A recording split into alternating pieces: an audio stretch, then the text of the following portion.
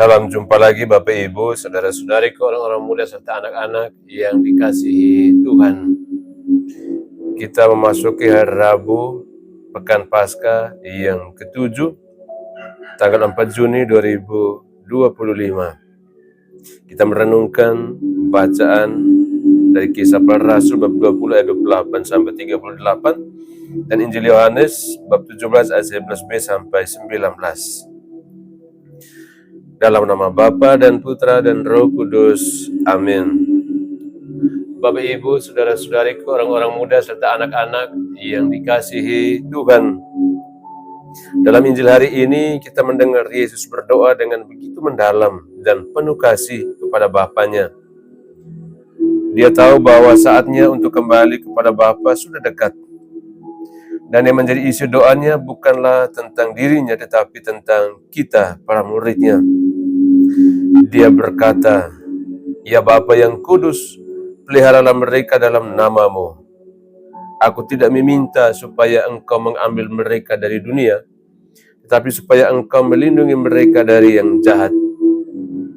Doa ini begitu mengharukan dan menguatkan.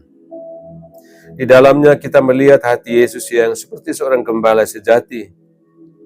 Ia tidak meninggalkan kawanannya begitu saja. Ia menyerahkan kita semua kepada perlindungan kasih Bapa. Dalam bacaan pertama hari ini memperkuat pesan itu. Paulus berbicara kepada para penetua di Efesus, "Jagalah dirimu dan seluruh kawanan, karena kamu ditetapkan oleh Roh Kudus menjadi penilik untuk menggembalakan jemaat Allah." Paulus seperti Yesus juga mewariskan tanggung jawab untuk menjaga, melindungi, dan menggembalakan umat Allah. Ini menjadi panggilan bagi kita semua, entah kita seorang imam, biarawan-biarawati, orang tua, guru, pelayan umat, atau siapapun kita.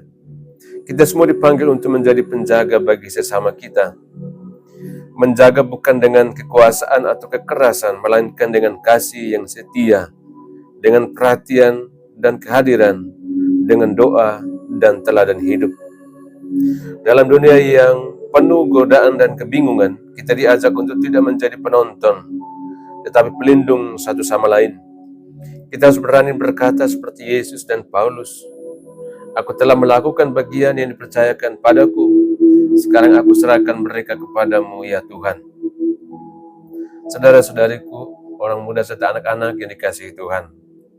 Mari kita bertanya ke dalam diri kita hari ini, sudahkah saya menjadi penjaga yang baik? Sudahkah saya menjadi gembala bagi sesama saya di rumah, di lingkungan, di sekolah, di komunitas? Apakah kehadiran saya meneguhkan atau justru menjauhkan orang dari kasih Tuhan?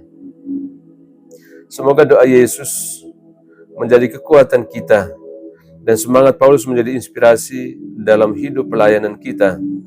Dan semoga kita pun kelak dapat berkata dengan hati yang damai, "Aku telah memperingatkan kamu dengan mencucurkan air mata siang dan malam." Tuhan, jadikanlah kami pelindung satu sama lain dalam kasih dan kebenaran-Mu. Amin. Tuhan bersamamu. Semoga kita sekalian, semua mereka yang kita kenangkan dalam doa-doa kita, dan usaha-usaha kita senantiasa dilindungi, dibimbing dan diberkati oleh Allah yang Maha Kuasa, Bapa dan Putra dan Roh Kudus. Amin.